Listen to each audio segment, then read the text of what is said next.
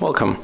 If you want to turn off mirror effect of your selfie camera in HTC Desire 12S, and first you have to go for the settings. And right now, when you take a photo,